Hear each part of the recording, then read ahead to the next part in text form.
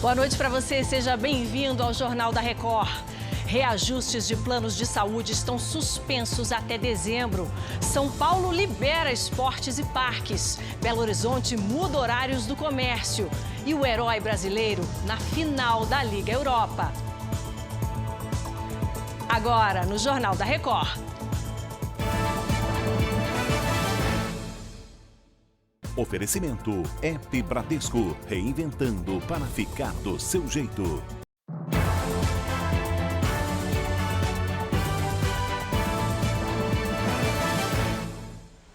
A Agência Nacional de Saúde Suplementar anunciou a suspensão dos reajustes dos planos de saúde por 120 dias. Vamos até Brasília conversar com o Matheus Escavazini, que tem as informações. Boa noite para você, Matheus. Boa noite, Cláudia. A medida vale para todos os tipos de plano: individual, familiar, coletivo por adesão ou empresariais. A suspensão começa agora em setembro e vai até dezembro. Com a decisão, estão barrados os reajustes anuais e também por mudança de faixa etária em planos de assistência médica ou odontológica. Após o período de 120 dias, a ANS deverá fazer uma avaliação de impacto e compensação dos reajustes para a manutenção e equilíbrio dos contratos de planos de saúde. Cláudia. Obrigada, Matheus. Em São Paulo, foi liberada a prática de esportes coletivos em quadras esportivas. Essa é mais uma etapa da abertura gradual das atividades no estado. A gente vai conversar agora com a Giovana Rizardo. Ela vai explicar para a gente. Boa noite para você, Giovana. Oi, Cláudia, boa noite para você, boa noite a todos. A decisão é para praticamente todas as cidades, a maioria das cidades aqui do estado de São Paulo, porque o critério é estar pelo menos na fase amarela, que é a fase 3 da reabertura do Plano São Paulo aqui, então, no estado de São Paulo. Das 17 regiões do estado, 11 já estão liberadas.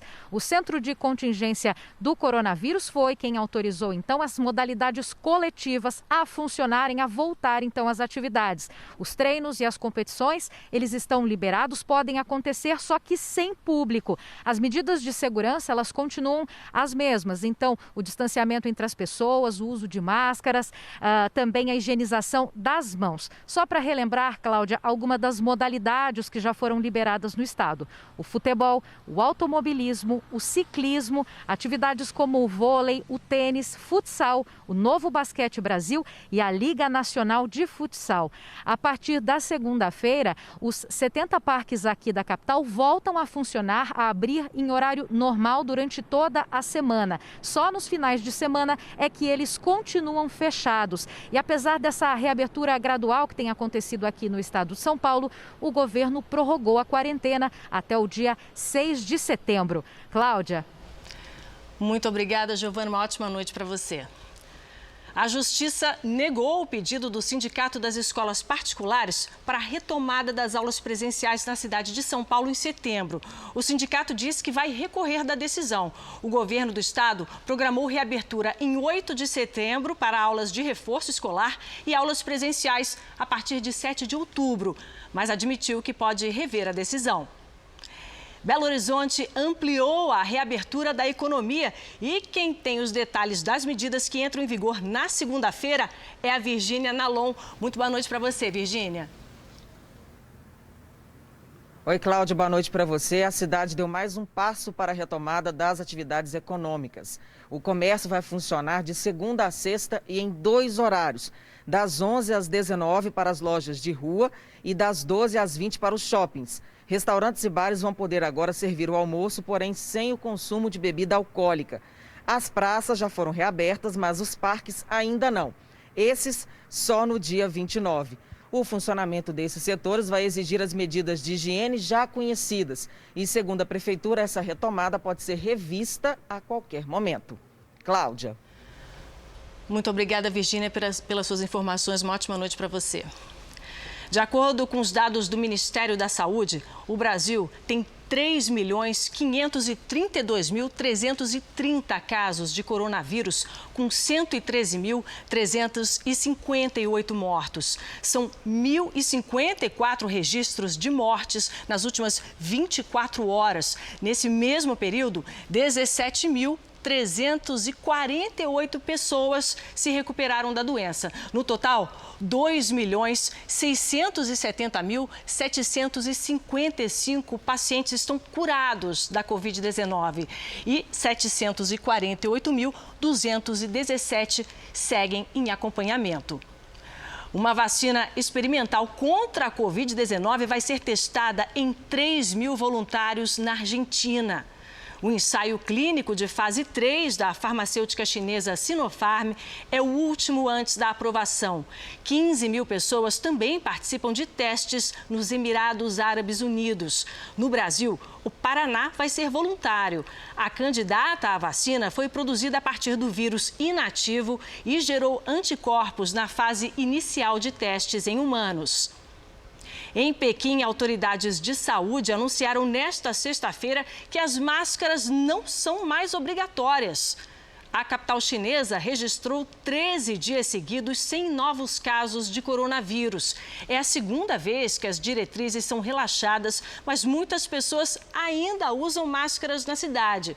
Especialistas dizem que o controle da doença se deve ao uso disseminado de máscaras, quarentena domiciliar e testes na população. No Líbano, as autoridades adotaram um bloqueio parcial para conter o avanço do novo coronavírus. Locais com potencial para aglomerações, como mercados e academias, serão fechados. Um toque de recolher também entrou em vigor nesta sexta-feira. Muitos hospitais foram danificados e sobrecarregados com a explosão que deixou 179 mortos e devastou parte da capital Beirute. Ficou ainda mais difícil tratar os infectados. Bom Jardim da Serra, em Santa Catarina, caprichou no frio nesta sexta-feira. A mínima foi de 8,6 graus negativos. A Anne Beckhauser tem mais informações de como fica a temperatura pelo fim de semana no estado. No final de semana, a temperatura permanece baixa, próxima de 0 a menos 7 graus durante a madrugada e no amanhecer com condição para a formação de geada. No sábado, o frio será mais intenso, mas ao longo do domingo vai diminuir.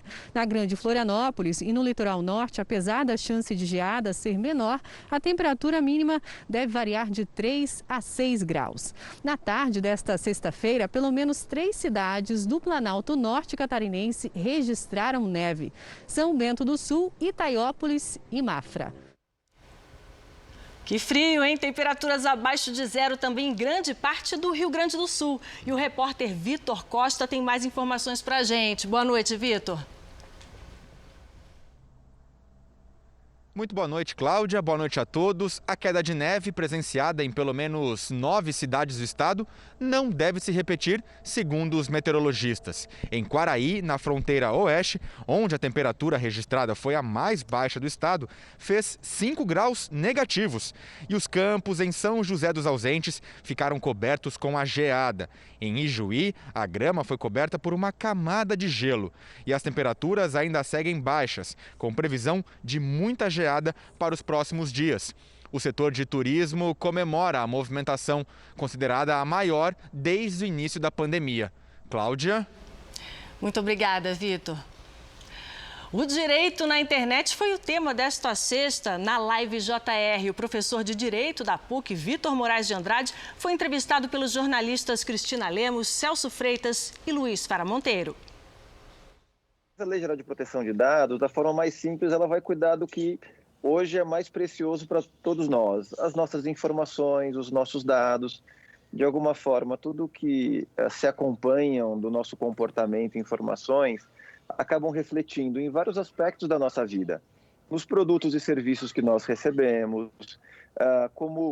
até mesmo como o governo vai tratar dados e informações para desenvolver política pública, produtos e serviços. Então, a importância de conhecer esse tema em todos os níveis, né? Para quem trabalha com o tema, para quem simplesmente acaba sendo atingido como qualquer cidadão, é conhecer, afinal de contas, quais são as regras que vão afetar a minha vida, quais são as regras que afetam os meus direitos.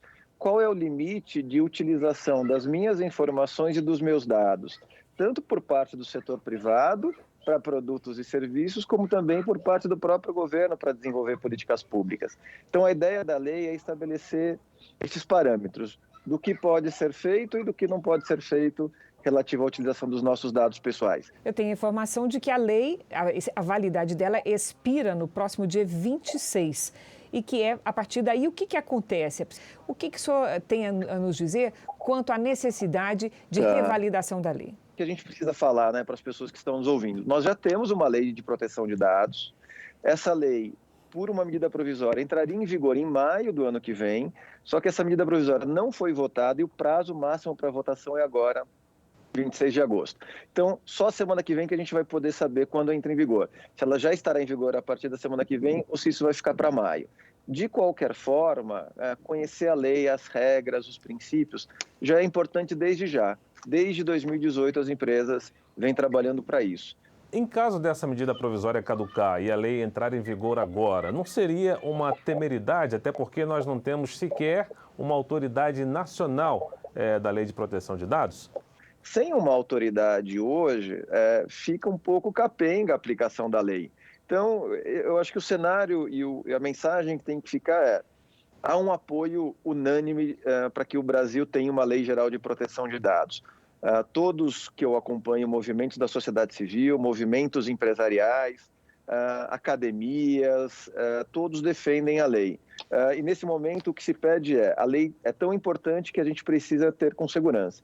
E a Autoridade Nacional de Proteção de Dados é um desses pés dessa segurança. Eu gostaria que o professor definisse um pouco melhor a AND, que é a Autoridade Nacional, né, de Proteção de Dados. É uma espécie de agência. E como é que ela será formada? O que é mais próximo do que nós temos no Brasil hoje seria o equivalente a uma agência. Tão logo ela seja instituída, nós vamos ter 5 conselheiros, né, com um presidente, e um corpo de pessoas que serão chamado do Conselho Nacional de Proteção de Dados, que vão apoiar esses 5 conselheiros. Veja, o tema da proteção de dados é muito complicado, né? A gente tem vieses de todos os setores. Uma coisa é falar de saúde, né? Eu já mencionei aqui algumas questões, inteligência artificial, varejo e comércio eletrônico, questões bancárias e meios de pagamento. Por isso que esse conselho que vai apoiar o conselho diretivo vai ser bastante importante. Um avião ambulância partiu neste sábado da Sibéria com o opositor russo Alexei Navalny. O destino é a Alemanha.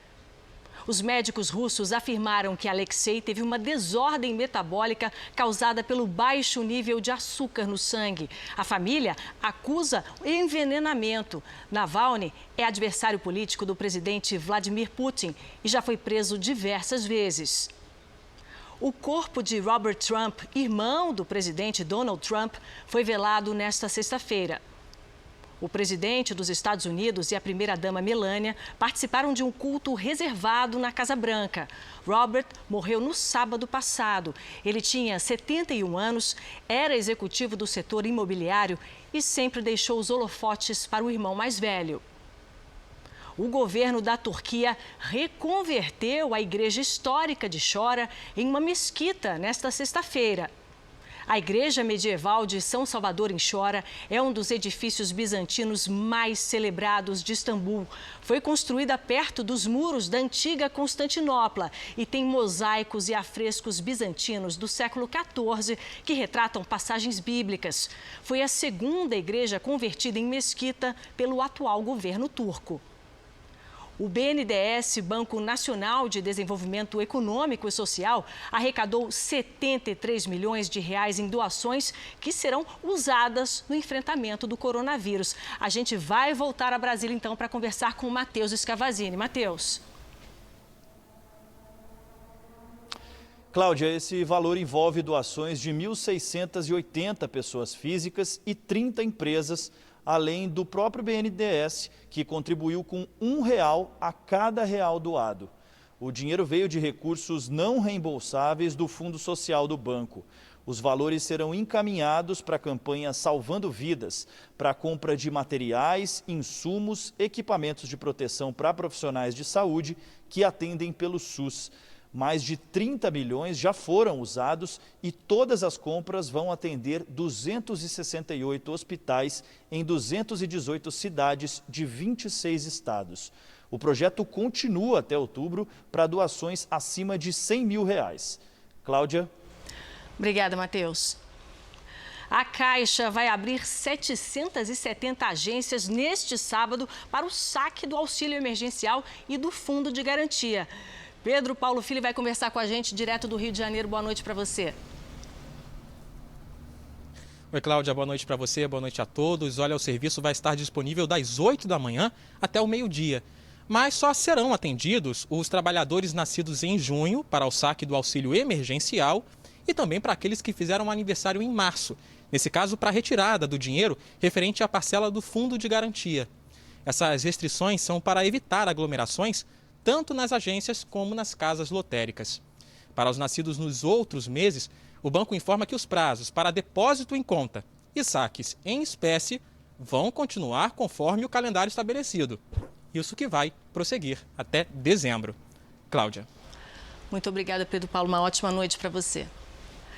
O presidente do Banco Central, Roberto Campos Neto, fez uma apresentação a investidores estrangeiros e mostrou que o Brasil está em recuperação mais rápida se comparado a outros países emergentes. Segundo o índice de gerentes de compras, que mede a saúde financeira de setores econômicos, o Brasil atingiu 58,2% em julho. A Colômbia aparece com 54,2%. Valores acima de 50% indicam crescimento e abaixo mostram retração. São os casos de Rússia, Índia, África do Sul e México. Para o Banco Central, o cenário ainda é de cautela, mas o Brasil está no caminho certo. A recriação do Ministério das Comunicações foi fundamental para o momento de pandemia. A opinião é do secretário de Radiodifusão do Ministério, Maximiliano Martinhão. Ele participou do JR Entrevista desta sexta-feira. Nós temos a digitalização do setor de radiodifusão, principalmente com a televisão. Nós temos a implementação de todo o processo de digitalização da economia brasileira, por meio da transformação digital. E nós temos também a digitalização dos processos econômicos da sociedade brasileira, né? E aí eu considero muito importante a decisão estratégica do governo federal, do presidente Bolsonaro, em recriar o Ministério das Comunicações. A pauta de comunicações estava concentrada antes junto com a ciência e tecnologia, e agora tem um ministério específico tratando desse tema, e isso é bastante relevante. Por quê? O setor de TICs no Brasil representa 7% do nosso PIB. A agenda de telecomunicações, hoje, no momento de pandemia, a gente não consegue, por exemplo, viver sem o nosso celular.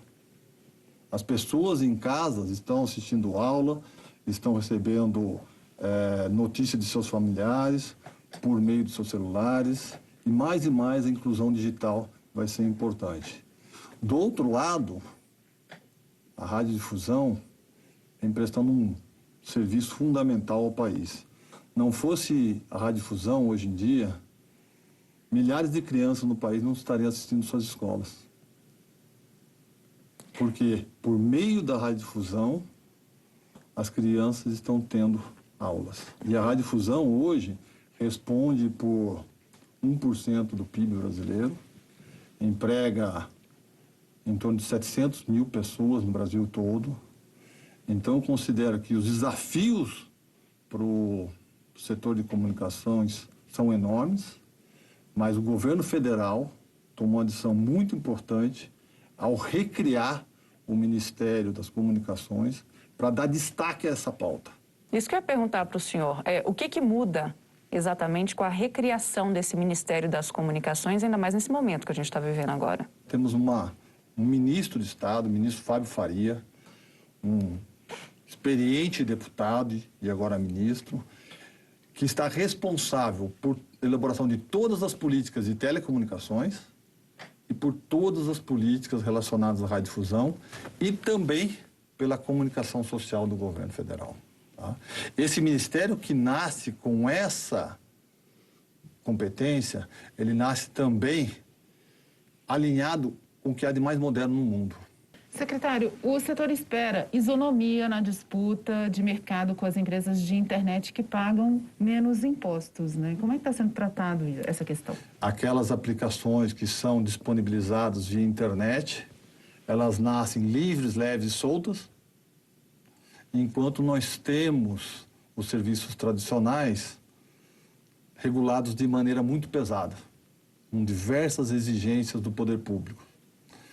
A questão aqui, Lívia, não é a gente buscar tratar a internet da mesma forma como tratamos os serviços tradicionais, ou seja, vamos tratar todos de maneira extremamente regulada, mas tentar encontrar a maneira, e esse é o desafio que o ministro Fábio Faria me colocou, encontrar a maneira de você tratar os serviços tradicionais de telecomunicações, de radiodifusão, de forma a desonerá-los do excesso de regulação, para tentar equilibrar o jogo.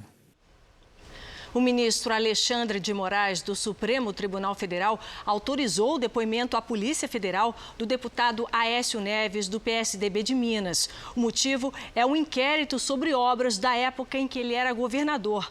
Voltamos a Brasília com o Matheus Scavazini. Matheus.